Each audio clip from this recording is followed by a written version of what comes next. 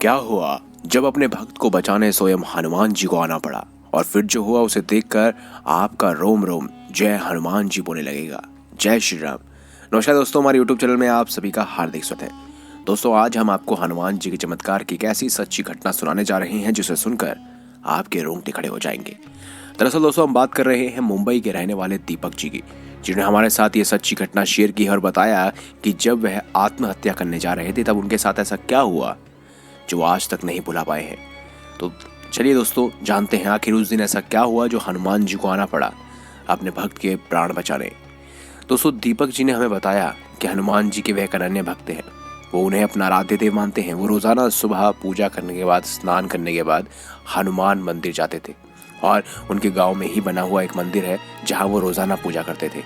विधि विधान से हनुमान जी की पूजा करना, हनुमान चालीसा पढ़ना उनकी रोजमर्रा के जीवन का एक दिनचर्या में बन चुका था।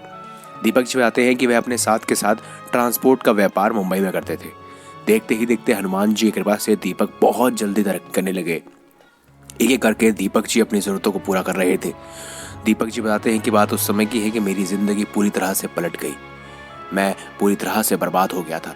दीपक जी को उनके व्यापार में दिन प्रतिदिन अच्छी तरक्की मिल रही थी। ऐसे में उनके साथी जो उनके साथ साझेदारी में व्यापार करते थे, उनके मन में लालच आ गया और एक रात उनका सभी का सभी मुनाफा और व्यापार के सारे कागजात लेकर वह मुंबई से फरार हो गए, और अगले दिन उनके ट्रांसपोर्ट का बिजनेस ठप सा हो गया। सुबह जब दीपक ने ये बात सुनी तो उनके पैरों तले जमीन खिसक गई। दीपक जी की हालत इतनी खराब हो चुकी थी कि वो रोड पर आ गए थे। उनकी आर्थिक स्थिति बहुत ज्यादा बिगड़ने लगी, जिसके चलते दीपक जी शराब का सेवन शुरू कर देते हैं। धीरे धीरे उन्हें शराब की लत इतनी लग जाती है कि उनके बीवी बच्चे उन्हें छोड़कर मायके चले जाते हैं। उस समय दीपक जी ने अपनी जिंदगी से हार मान ली थी। पैसों की कमी उन्हें बहुत परेशान कर रही थी। अगले दिन दीपक जी को एक कंपनी से इंटरव्यू के लिए कॉल आया। दीपक जी गए जॉब इंटरव्यू के लिए, लेकिन वहां भी उनकी जॉब नहीं लग सकी, और उनकी स्थिति पहले से ज्यादा सामान्य हो सकती थी अगर उनकी जॉब लग जाती, लेकिन ऐसा नहीं होता है और उनकी जॉब नहीं लगती। दीपक जी अब अपनी उम्मीद हार चुके थे। दीपक जी समझ जाते हैं कि उनकी किस्मत उनका साथ नहीं दे रही है, उनके ग्रह नक्षत्र उनके साथ नहीं है।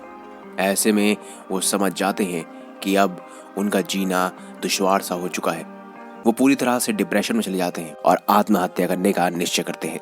वो ठेके से शराब लेकर वहीं जू बीच पर बैठ जाते हैं और शराब का सेवन करने लगते हैं, और देखते ही देखते आत्महत्या करने का निश्चय लेते हैं।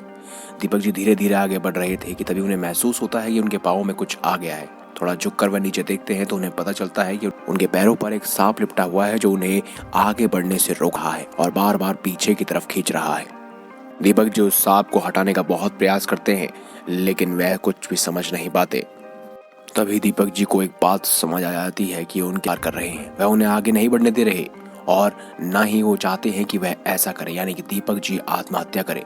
दीपक जी को सद्बुद्धि आ जाती है और वो वापस अपने घर की ओर लौट जाते हैं। थोड़े दिन बाद दीपक जी ने अपने आप पर संयम रखा और हनुमान जी की पूजा दोबारा से आरंभ कर दी।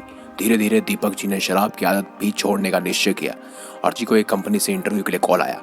इस बार दीपक जी किसी भी प्रकार का कोई जोखिम नहीं उठाना चाहते थे, इसीलिए वो बस के माध्यम से जाते हैं और उस इंटरव्यू में जॉब को हासिल कर लेते हैं। धीरे धीरे उनकी स्थिति सामान्य हो जाती है और वो वापस अपने बीवी बच्चों को अपने घर ले आते हैं। दीपक जी अपनी पूरी जिंदगी में जो बदलाव देखते हैं वो सिर्फ और सिर्फ हनुमान जी की देन थे।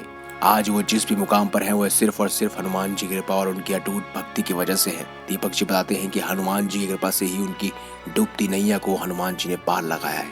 तो दोस्तों, अगर आपको ये वीडियो अच्छी लगी हो तो इस वीडियो को लाइक करें। हमारे चैनल को सबसे ज्यादा से धन्यवाद।